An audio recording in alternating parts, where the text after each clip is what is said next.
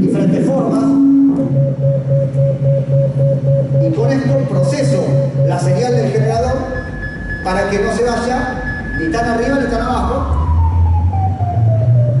y puedo regular la cantidad de control de una señal sobre otra. Entonces, yo por ejemplo, podría, poniendo la forma de onda, la frecuencia y la amplitud correcta, generar un efecto de vibrato, en el cual yo, en lugar de directamente controlar con el generador de baja frecuencia la frecuencia del oscilador de audio, procesando su señal por un atenuador, logro que el voltaje eléctrico que sale del generador tenga una amplitud mucho más reducida para generar un movimiento no tan exagerado.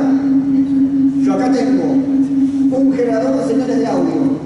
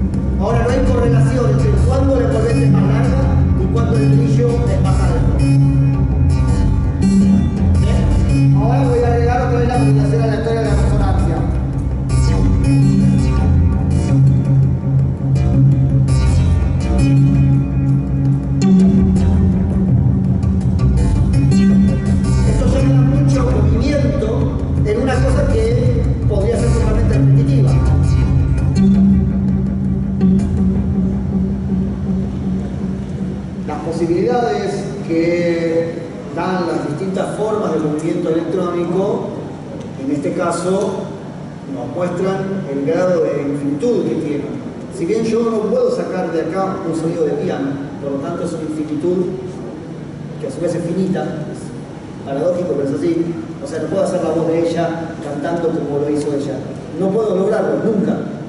Puedo acercarme a algo que parezca una voz, una resonancia vocal, eso, pero no voy a poder nunca imitar la voz de ella cantando. Pero a su vez puedo hacer literalmente infinitas variables. ¿Por qué? Porque las variaciones de voltaje que yo pondré acá son absolutamente infinitas. Pero en ese infinito no voy a poder recorrer otro montón de otros infinitos que no van a estar presentes por la propia naturaleza de estos creadores de señales de audio, de control y sus procesadores.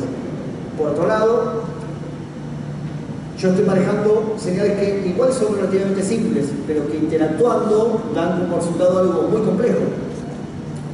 Teniendo conciencia de ese tipo de cosas y teniendo conciencia de las naturalezas de la generación de señal oscilante, que es la que estoy utilizando para las señales de audio de los osciladores y de ruido y para las señales de control de los LFOs y los niveles aleatorios, y teniendo conciencia de las señales eventuales, que son por ejemplo las envolventes que se disparan cada vez que hay una nota y que si yo apagaba el voltaje no se disparaban, o sea que no estaban todo el tiempo generando su voltaje, sino que recibían una señal de acción, de encendido, una señal de activación para poder hacer su movimiento.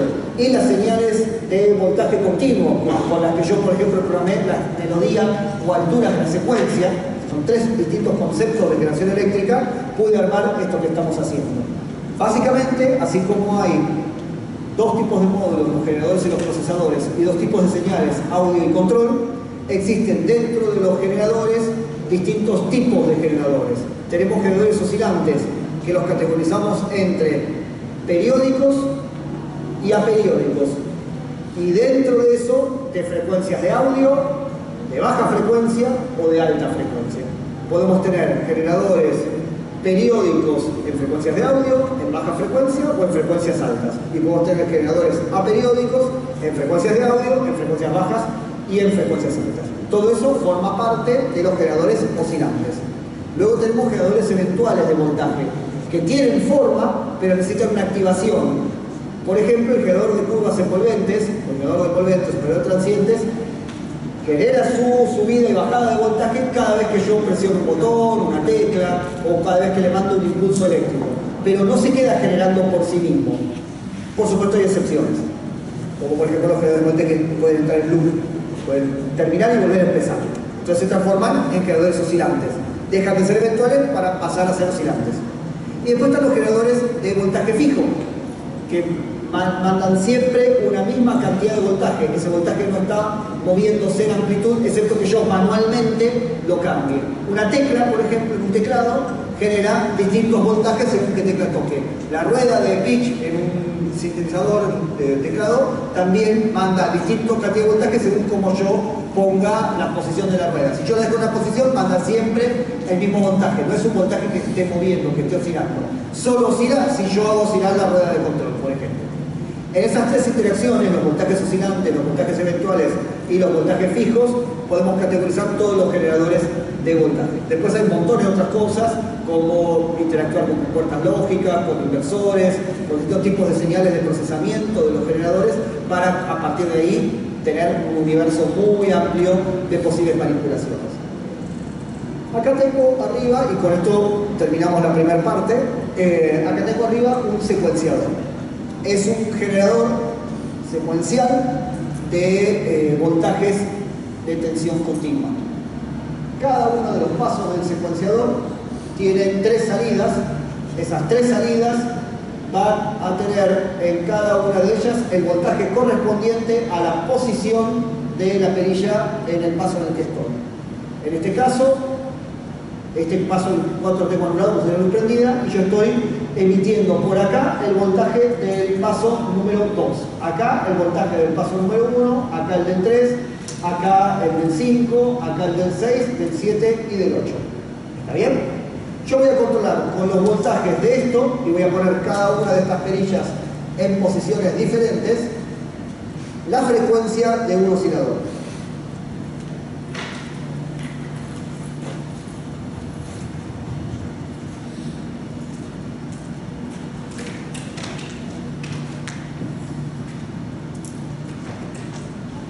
Agarramos un oscilador.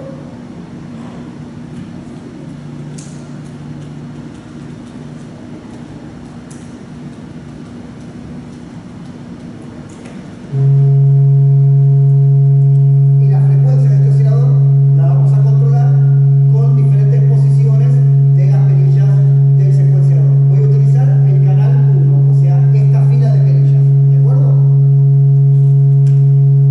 Ahí estoy en 0 voltios.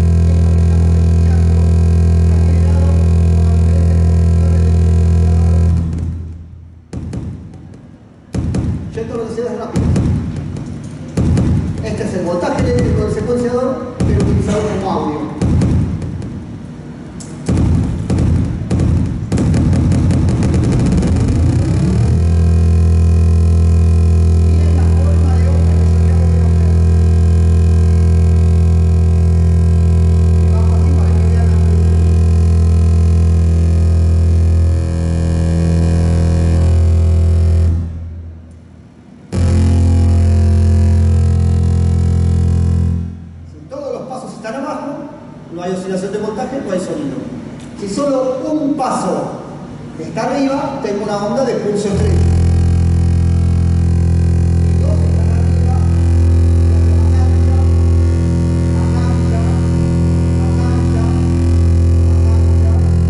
si dos están arriba, no hay sonido. ¿Por qué? Porque no hay oscilación. Si yo las pongo en forma decreciente,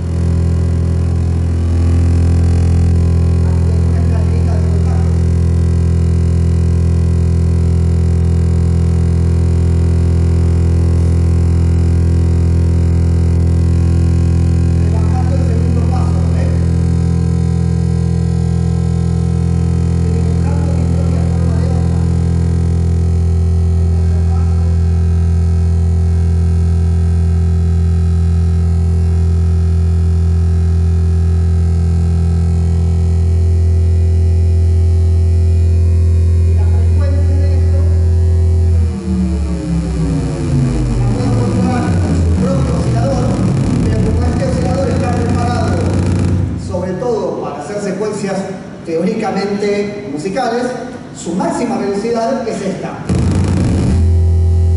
Es una frecuencia de audio, pero no tan aguda. Pero perfectamente yo podría hacer avanzar este secuenciador con un oscilador externo. Por ejemplo,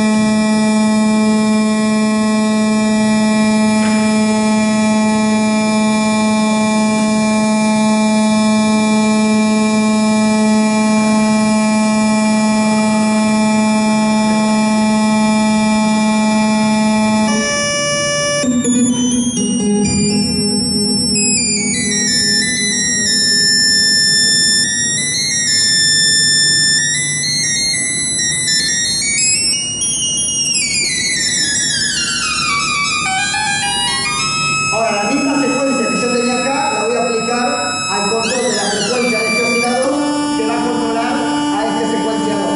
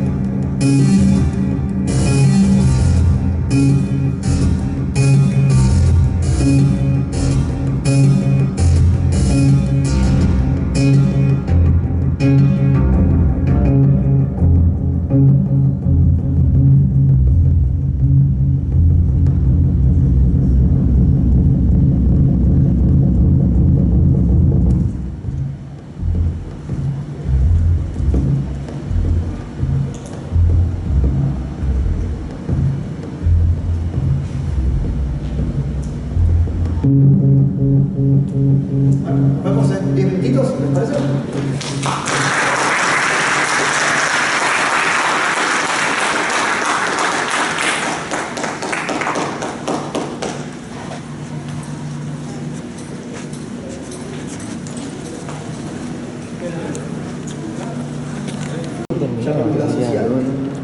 El minuto de silencio es una cosa simbólica, ya no se hace un minuto, debe haber sido 40 segundos, 30 segundos, pero se producen sensaciones que para nosotros son inhabituales. Habíamos, no sé cuánta gente había, 50 personas. Hay algo que es incómodo en estar ese rato haciendo silencio. Y de pronto empezamos a escuchar cosas que no escuchamos de otra manera. Yo escuchaba sonidos que ni cuando estábamos en silencio durante el armado de base se escuchaban, porque estábamos todos en silencio, prestándole atención al silencio. Esa situación, que se dio de esa forma, involucra que un montón de elementos aleatorios, los autos que pasaban, los pájaros, el sonido del viento y demás, puedan conformar y generar una situación emocional diferente y a su vez no intencional ni racional respecto a los elementos que suenan, pero sí a la persona que lo recibe, que somos nosotros. Por lo tanto, esa instancia, dependiendo de qué sensibilidad tenga uno para el sonido o no, puede ser, bueno, me tengo que quedar callado un rato, estoy un poco incómodo, cuando pase esto vuelvo a mirar el celular o hablar con la persona que estoy al lado. Hay quien lo utiliza para reflexionar sobre la persona a la que se le está brindando ese homenaje, hay quien, por determinado tipo de sensibilidad, utiliza ese espacio, o en ese momento ese espacio le genera algún tipo de sensación nueva y diferente. A mí, más allá de que obviamente aprecio muchísimo esa bailarina, tengo tanta conexión con lo sonoro que inmediatamente empezó a haber un silencio, me empezaron a pasar cosas sensitivas a partir de lo que ese silencio que hacíamos nosotros y la atención que estábamos poniendo al hacer silencio me implicaba respecto a lo que se escuchaba. Entonces, el concepto de si la máquina hace música o no hace música, teniendo en cuenta que la máquina también es una cosa construida por el hombre y teniendo en cuenta de que podemos pensar o no si el hombre forma parte de la naturaleza o es una cosa escindida de la naturaleza, si la inteligencia artificial es o no inteligencia, si la inteligencia es inteligencia. O sea, hay un libro, que realmente hay un libro que se llama La inteligencia de las plantas, no sé si lo conocen. Obviamente las plantas son infinitamente más inteligentes que nosotros si pensamos a la inteligencia desde un punto de vista más como amplio. O sea, dominan el planeta, es lo único que realmente se necesita para que todo el resto pueda existir. Digamos, si no hay plantas, no hay más nada, no hay agua, no hay aire, no hay nada. O sea, los seres humanos somos irrelevantes, los gatos son irrelevantes, las piedras son irrelevantes, las plantas no son irrelevantes.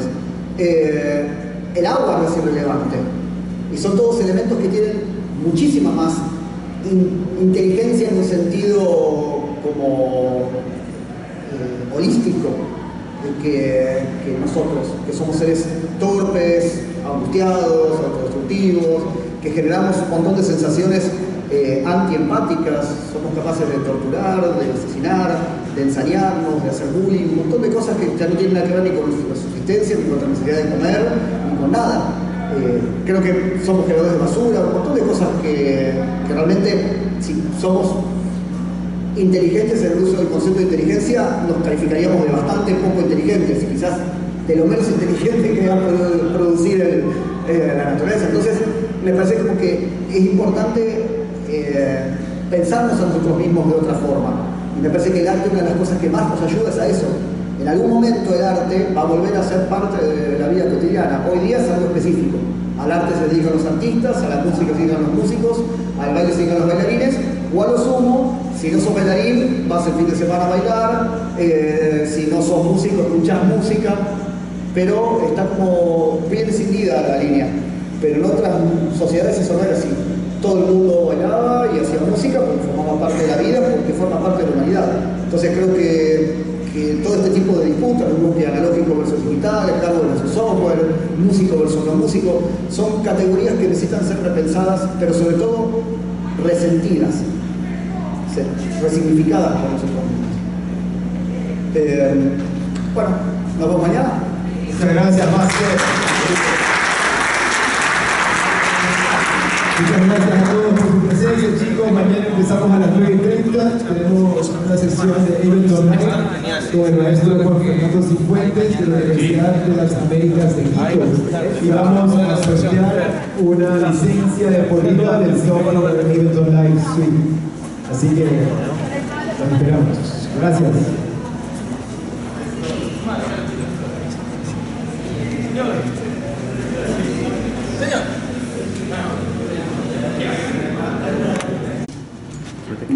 Un procesador de señales de audio, un generador de señales de control y un procesador de señales de control.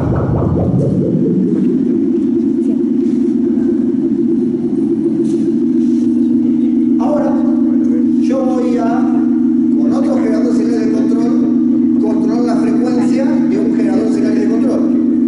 Entonces voy a controlar un controlador. De la misma manera en la que, por ejemplo, una persona puede estar haciendo un vibrato en un violín y viene otra persona y le mueve el brazo con el que está haciendo el vibrato. Entonces el movimiento de la persona que le mueve el brazo a la persona que hace el vibrato es una persona que controla a un elemento de control. Entonces yo, por ejemplo, voy a poner esta velocidad lenta, que es periódica, y la voy a controlar con un generador lento pero aperiódico.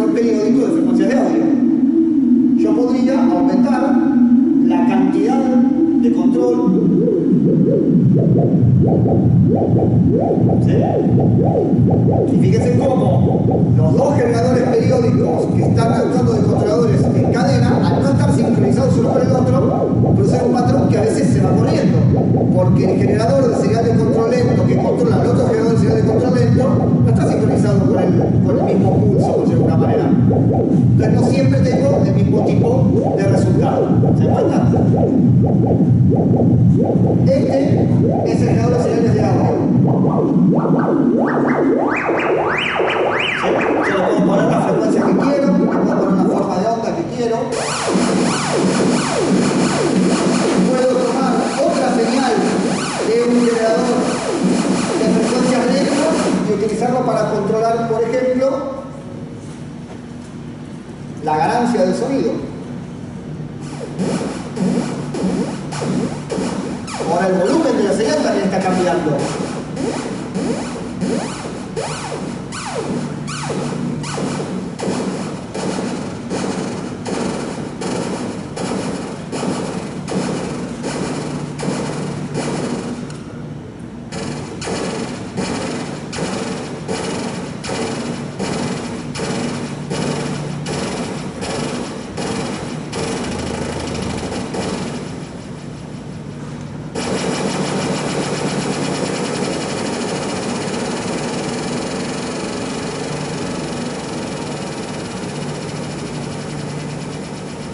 Hay un momento en que el volumen baja mucho y coincide con una forma de desaceleración de la frecuencia de modulación.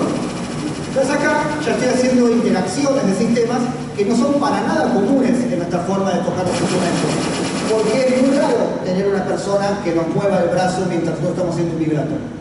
Es muy raro que alguien esté moviendo al pianista mientras toca el piano.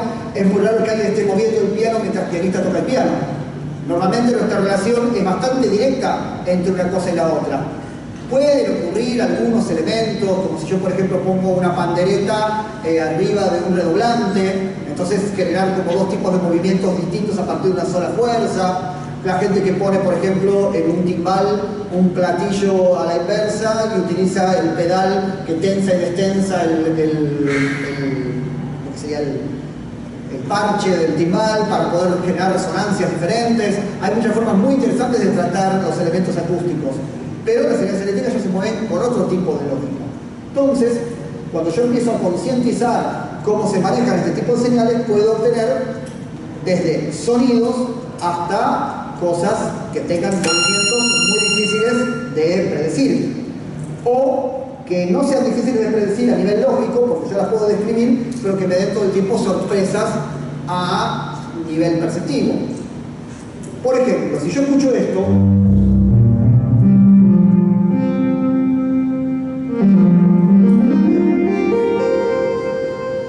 tienen claramente un sonido. Este sonido viene de un sintetizador. Por lo tanto, hay un montón de señales de control que en este momento están siendo utilizadas para modelar osciladores, filtros, amplificadores, de manera tal que den como resultado algo que quizás a ustedes no les suena a ningún otro sonido de instrumento acústico, pero que tampoco no les resulta familiar. Les resulta familiar.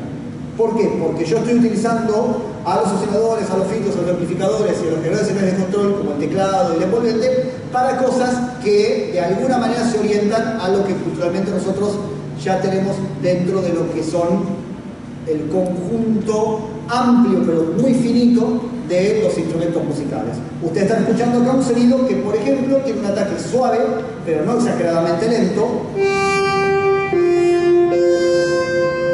Tiene una caída suave también, pero no extremadamente lenta tampoco. El sonido está en un registro medio grave.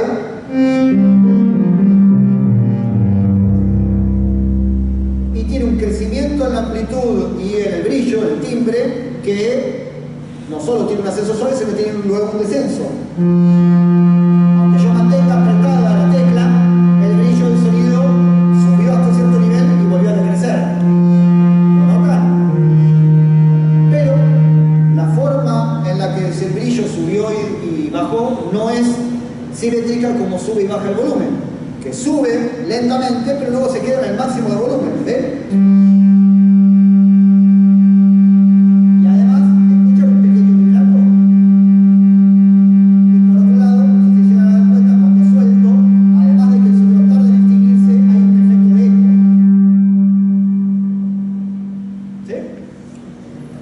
Para que todo esto ocurra, las señales de control, los generadores de señales de audio, los procesadores de señales de audio, los procesadores de señales de control han sido manipulados de una manera muy sutil para obtener esto. ¿Por qué? Porque no es que la modulación que hace el vibrato tiene este nivel de exageración, o este. Yo atenuando esta señal puedo obtener un vibrato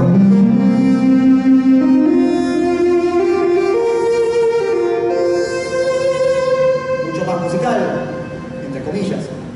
Yo, si manipulo mucho la forma de amplitud del crecimiento y el decrecimiento del brillo, puedo hacer este efecto muy exagerado de que se hace muy brillante y muy opaco, pero que la amplitud no acompaña este movimiento y ya empieza a sonar algo medio desnaturalizado, tomando como ejemplo lo acústico. Yo también podría pedir que la envolvente de amplitud recorra lo mismo que la envolvente de timbre. Y ahora el sonido que yo mantengo apretado crece en brillo y crece en volumen, y decrece en brillo y decrece en volumen de manera más o menos simétrica. O puedo hacer que el decrecimiento de volumen tarde mucho más en generar la extinción del sonido que el del brillo.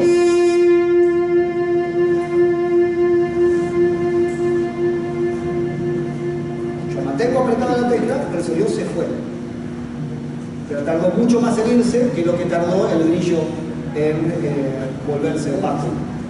Por ejemplo, yo de esta manera podría emular el comportamiento de un envolvente de un piano. Solo que el piano, ¿qué no tiene de esto que estamos escuchando? Vibrato.